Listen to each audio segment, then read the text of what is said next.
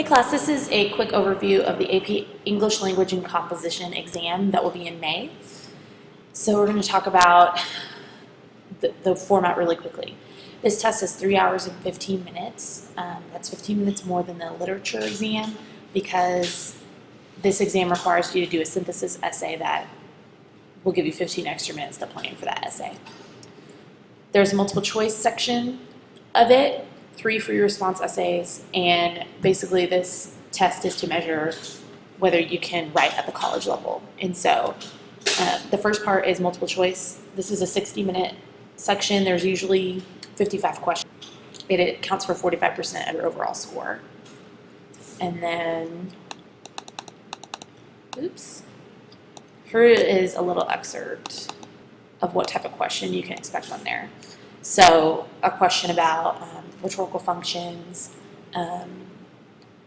diction choices, analogies, and things like that. So this is more, this test is concentrated more on rhetorical strategies to achieve a purpose. And so we'll talk about that in class some more. Free response. There are 3 types of free response questions. There's a synthesis question, and that is the question that gives you that extra 15 minutes of reading period. And that question is actually has, you formulate a position-driven response to a topic. And the question will include 6 or 7 sources with information that will help you formulate an answer.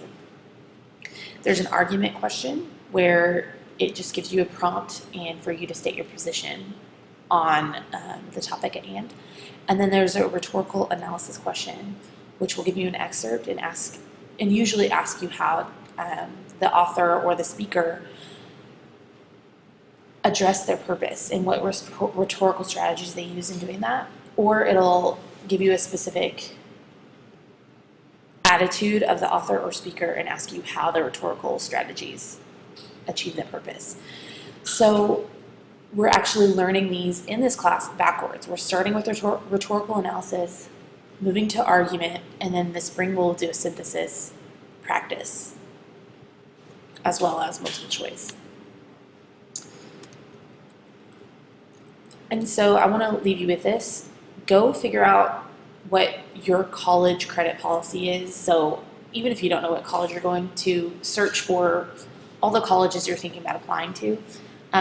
Here's the website here. I'll just take you to it.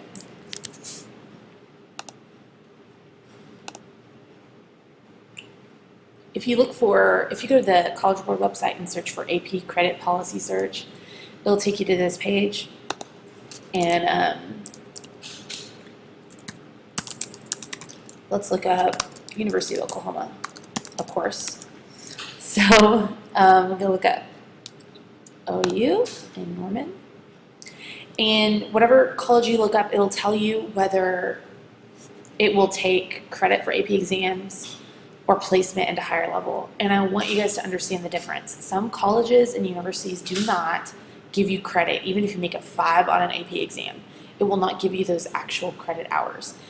They might just give you advanced placement. So instead of giving you 3 hours of English credit, it'll just bump you up to the next level of English, but you still have to get those credit hours. So you need to really look at your school's credit policies to make sure that you're getting credit if that's what you want. So it'll show all the different exams and the minimum score required to get that number of credits at the university, and it'll tell you like the course equivalent.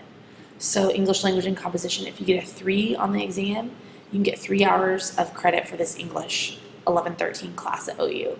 But if you get a 5 on the exam, you can get 6 credit hours. That's 2 semesters. And you can get those 2 English classes out of the way. And that's also where you can find, calculus and other classes in there. So make sure that you go look those up.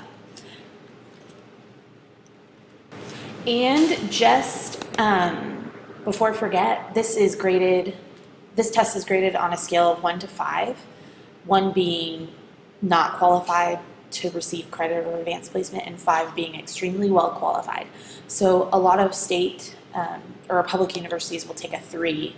A 3 is a nice average number that will give you credit usually. Some some colleges require a 4 or 5 on the exam. So just before I forget, there's that. Thanks for tuning in. Bye, guys.